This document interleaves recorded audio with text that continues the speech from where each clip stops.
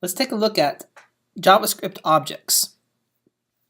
Right, so this is a new data type for us, and it's another composite type, kind of like an array. Right, we had an array. Recall arrays. If we had something like x as being an array, we could say x gets an array literal, such as 2 comma 3 comma 5 comma 8, and then we had 5 numbers. Then this is just a combination of 5 numbers, a collection of 5 numbers into one single object called an array. And you recall that you can access any element by giving its index. So x sub 0 is 2, x sub 1 is 3, x sub 2 is 5, x sub 3 is 8. Okay, so all old hat at this point. Okay, well, objects are similar in a way. Okay, one of the differences is that where an array is an ordered set of values, an object is an unordered set of values. Since arrays are ordered, you access them through an index, right? Starting at 0, going to 1, moving on from there. Since objects are not ordered, you do not access them with integer indices. Okay, instead, we use what's called a key. In fact, you can think of objects as key value pairs. So let me give you an example. If I call, let's just reassign x here, so it's no longer an array, but let's call it an object. Okay, an object literal, kind of like an array literal. Remember, array literals come with those square brackets around them. Object literals come with curly braces around them. All right, so we can start by saying x gets a left curly bracket, and then what we do is list certain values here, right? So we say here, for instance, a colon 27. Okay, now this is what we call a key value pair. The a over here is a key. The 27 over here is a value. All right, so the a, this key over here, is going to be an identifier, just like any sort of variable name you might have, but it's specifying a part of x. All right, so if I say a27, I can put more than one key value pair in there.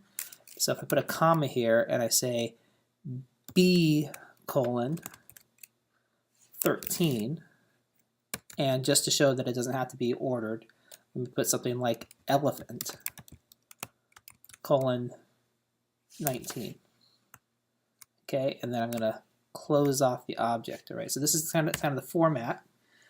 You can see what comes out in my console is a generic object, all right, just shown by this object keyword.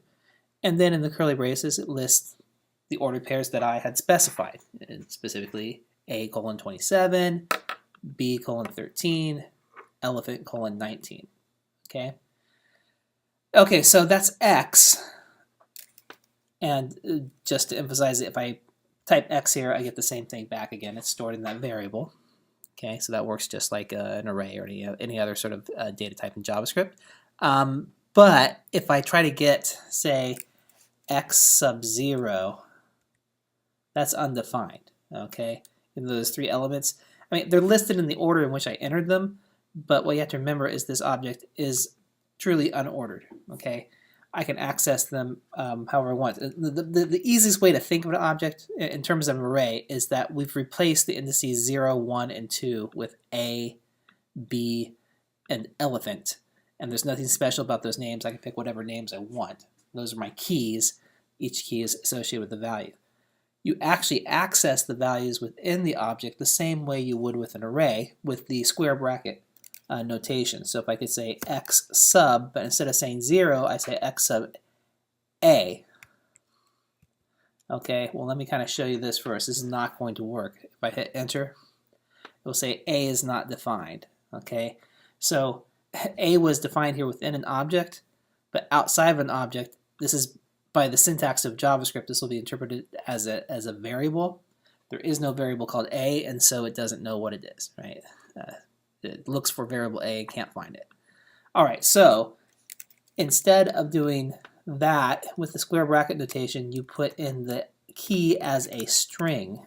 All right, so if I say x substring a, that will return the 27, again, which is what was stored there.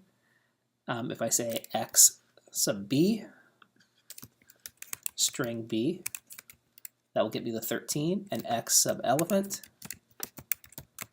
will get me the 19. If I put x sub c, which was not part of my object, I'll get undefined. All right, so the same sort of deal here. Oh, but notice it's not the same error I got with x sub a up here. That was just because the a was not a defined variable. This is saying I recognize what x sub string c is. There just is no key called string, and so I get the value undefined back. All right, so that's it. That's how you deal with an object. In fact, there's actually another way to access the values within an object. So beyond the square bracket notation that we saw here with x sub a string key, you can also access these guys through what's called the dot notation, which is also very common in code. Here's how it works. You have your variable name, say x again, and instead of doing square brackets, you just put a period. Okay, and then you just put the name of the attribute, or the name of the key in the key value pair. All right, so we had, looking back at this object, you have a, which is 27. You can say x dot a. Now when we did this in square brackets, we have to put quotes around the a. When you use dot notations, you don't need the quotes. In fact, you should not put the quotes. All right, so if I say x of a, I get 27. If I say x dot b, I get 13. If I say x dot elephant, I get 19. So as you might expect. Now let's just try this out. If I say x dot string a, it doesn't even work. Okay, so that's just a rule you have to learn when you're accessing objects. If you're going to use a square bracket notation, you have to put your keys in quotes. If you're using dot notation, you cannot put your keys in quotes. But both methods just get you the value that's associated with the key in question.